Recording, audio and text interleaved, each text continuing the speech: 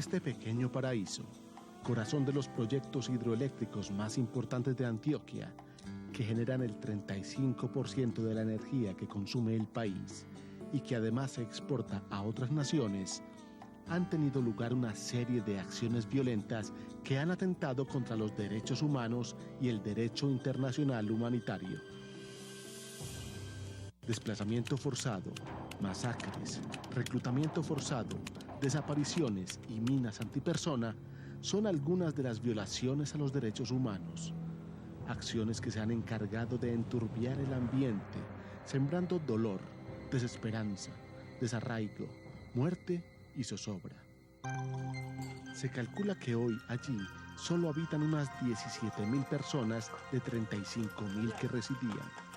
Hay un alto porcentaje de casas desocupadas, especialmente en el área rural del municipio, y se calculan unas 5.000 personas víctimas del flagelo del desplazamiento forzado.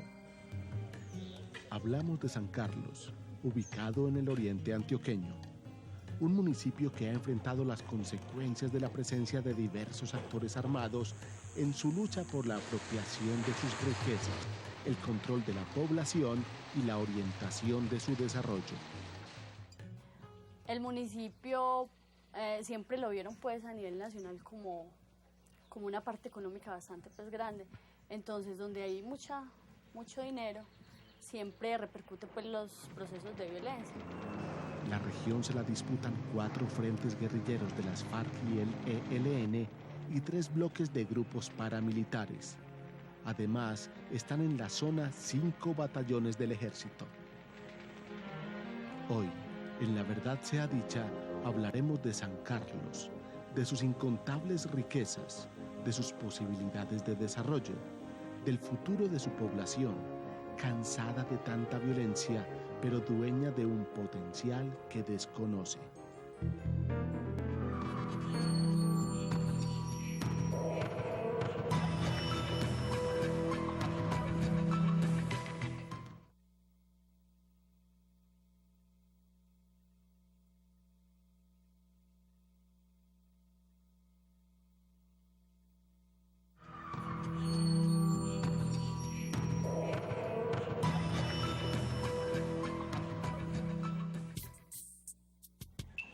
San Carlos posee una temperatura de 23 grados centígrados. Su territorio es montañoso y corresponde a la cordillera central del sistema andino. Posee 8 ríos y precisamente esta riqueza hidrológica desató esa rapiña de la que ha sido víctima su población. El municipio siempre lo vieron pues a nivel nacional como una parte económica bastante pues grande, entonces donde hay mucho dinero siempre repercute pues los procesos de violencia. Esa violencia ha tenido como secuela hechos inimaginables para el derecho internacional humanitario.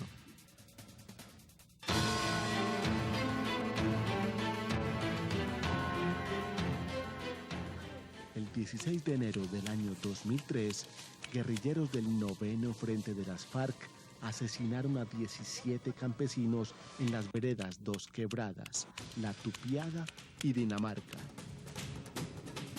Según las denuncias hechas por testigos, los hombres armados preguntaron por las casas de las veredas que tenían teléfono. Llegaron hasta estas y asesinaron a sus ocupantes, acusándolos de ser informantes de los grupos paramilitares. Luego reunieron a jóvenes de las mismas veredas y los acusaron de ser paramilitares. Estos lo negaron. Entonces los invitaron a unirse a la guerrilla. Como los jóvenes respondieron igualmente que no, los asesinaron. En su recorrido de muerte, estos hombres asesinaron también a una niña de apenas 9 meses. La crueldad con que fueron cometidos estos hechos implicó el desplazamiento hacia la cabecera municipal de 749 personas, habitantes de las veredas Dos Quebradas, La Tupiada y Dinamarca, y de otras 3 más, Tabor, Vallejuelos y Puerto Rico. la comunidad, además de necesitar comida, abrigo, albergues, también necesitaba quien le ayudara y le acompañara otro poco de cosas que también de la manera psicosocial le hacían daño a ellos.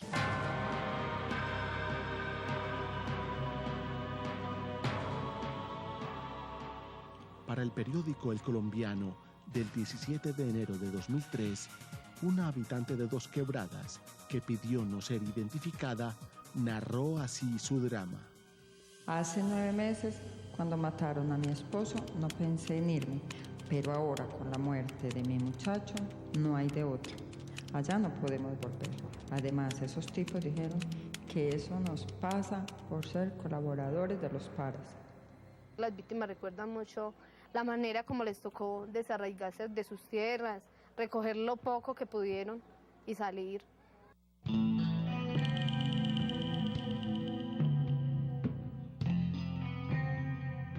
El 10 de julio de 2004 se presentó otra masacre que provocó una enérgica respuesta por parte de la oficina en Colombia del Alto Comisionado de las Naciones Unidas para los Derechos Humanos.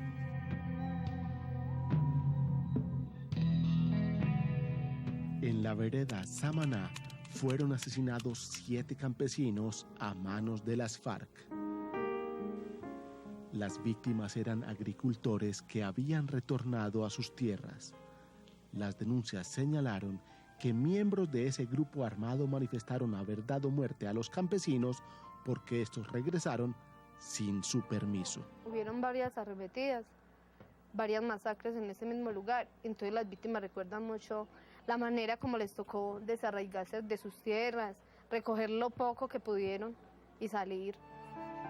En opinión de analistas del conflicto, este hecho violó flagrantemente el artículo 17 del Protocolo Segundo adicional a los convenios de Ginebra sobre Derecho Internacional Humanitario.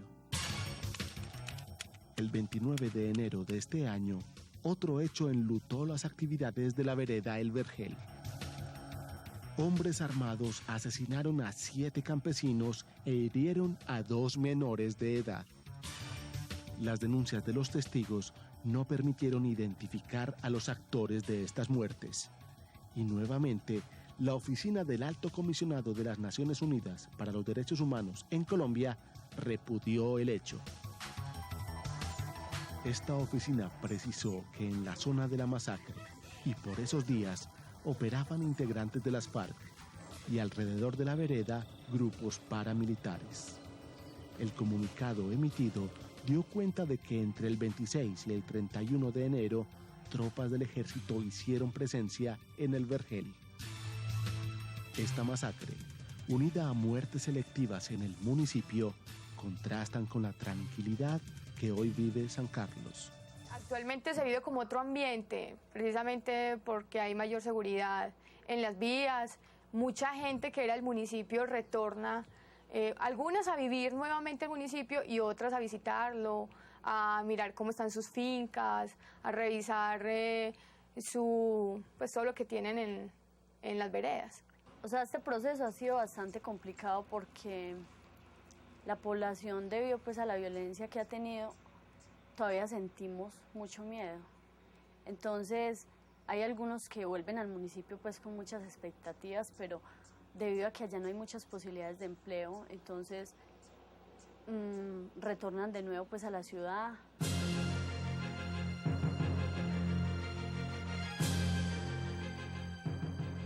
En la década de los 80s se organizó el Movimiento Cívico del Oriente Antioqueño, creado con el fin de contrarrestar los efectos económicos y sociales de los proyectos hidroeléctricos.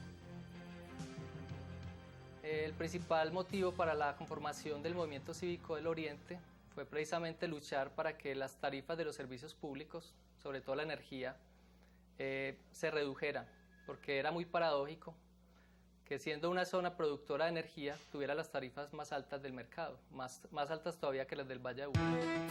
El movimiento se fortaleció especialmente en los municipios de El Peñol, Guatapé y San Carlos, y realizó varios paros cívicos en contra de los megaproyectos, pues consideraban que estos perjudicaban a la población o que ésta no recibía las contraprestaciones adecuadas.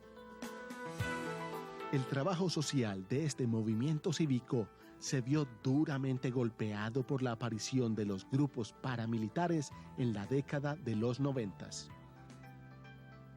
El movimiento cívico del Oriente desaparece prácticamente por la represión, por parte de los grupos paramilitares y por el propio ejército del Estado. Fue una persecución que se hizo durante mucho tiempo a los líderes que encabezaron el movimiento. Muchos de ellos sobrevivieron, otros tuvieron que exiliarse, pero la mayoría fueron asesinados en los municipios del Oriente.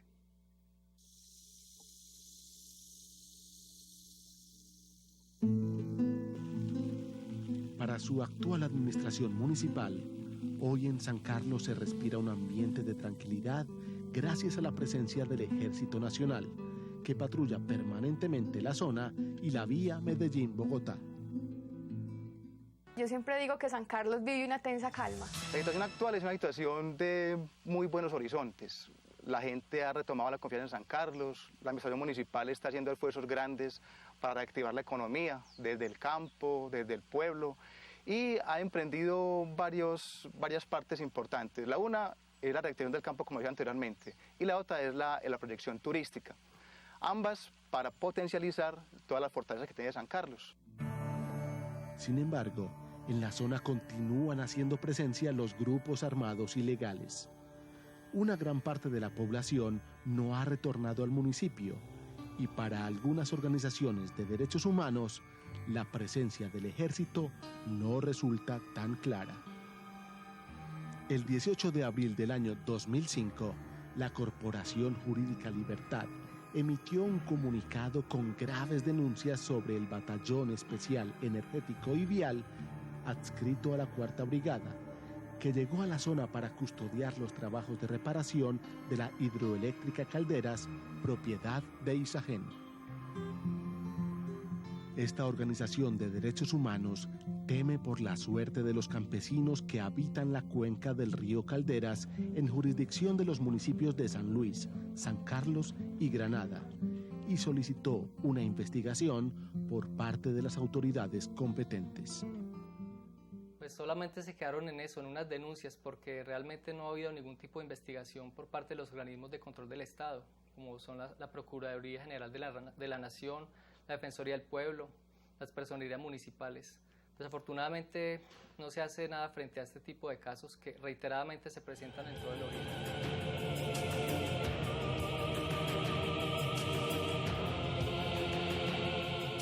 Ya con lo de verdad, justicia y reparación, es hacerles entender a las señoras de que así tengan muchísimo dolor y hayan sufrido muchísimo, tenemos que pensar en qué se va a hacer con el proceso que se está viviendo actual de desmovilización. Para los miles de víctimas que existen en el municipio, los derechos a la verdad, la justicia y la reparación no se han cumplido. Ellas expresan el deseo de poder saber qué pasó con sus hijos o con sus esposos en esos últimos momentos. Muchas tienen desaparecidos, entonces quisieran saber qué pasa con ellos. La verdad debe entenderse como un principio integral y comprometido que saque a la luz pública los hechos y los móviles de los mismos, sean estos económicos, políticos o ideológicos. En un periodo de 5 años, del 2000 al 2004, se cometieron 18 masacres, la mayoría por parte de los grupos paramilitares, otras por parte de las FARC. Sobre estos hechos no hay investigaciones, no hay sanciones, es decir, que continúan en la más absoluta impunidad. Para hablar de justicia en su aspecto formal, podríamos mencionar a Agnes Heller, quien la define como la aplicación de las mismas normas y reglas constitutivas de un grupo social a todos y cada uno de los miembros de ese grupo social, de forma consistente y continuada. Si no se conoce la verdad de los hechos, mucho menos hay justicia, porque precisamente hay un sistema diseñado para que haya impunidad, justamente por la inoperancia del sistema de justicia y por el miedo que tiene la población de denunciar estos hechos. Y si hablamos de reparación, El derecho internacional de los derechos humanos reconoce a las víctimas de violaciones a los derechos humanos una reparación integral, que implica una indemnización económica y la realización de obras sociales y de bienestar para la preservación de la memoria histórica de lo ocurrido. En el caso de San Carlos, esto es letra muerta. Hoy allí se prefiere hablar de reconciliación. Y obviamente pues surgen demasiados interrogantes, muchas no aceptan, unas dicen que cómo es posible, ¿cierto?, tenerse que encontrar con el ser que asesinó a su hijo frente a frente o en la calle.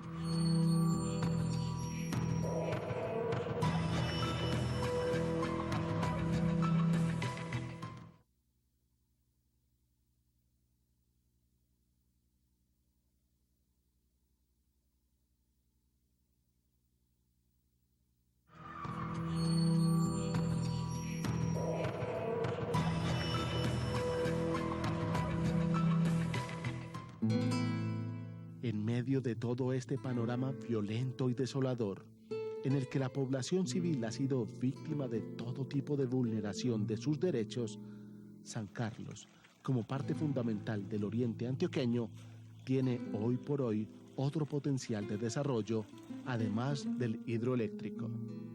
En esta región se pretende incentivar la venta de oxígeno de acuerdo con las oportunidades que ofrece el Protocolo de Kioto. Este incentiva la reducción de los niveles de emisión de CO2 de los países desarrollados mediante proyectos forestales en países en vías de desarrollo. La idea es vender certificados de reducción de emisiones de dióxido de carbono por unos 650 millones de dólares entre los años 2000 y 2010, convirtiéndose esta exportación en la cuarta del país después del petróleo, el café y el carbón. También en el año 2000, Cornare, reconocida autoridad ambiental de la región, firmó un convenio para el desarrollo sostenible de bosques con el Instituto Federal Suizo y Prueba de Materiales y Tecnología. Obviamente esto beneficia mucho a la comunidad porque es un proyecto que genera empleo y al generar empleo pues se está aportando muchísimo a la paz. Es un proyecto que genera organización comunitaria, es un proyecto que genera seguridad alimentaria junto con la gobernación y el programa Maná. Trabajamos mucho esta parte de la seguridad alimentaria.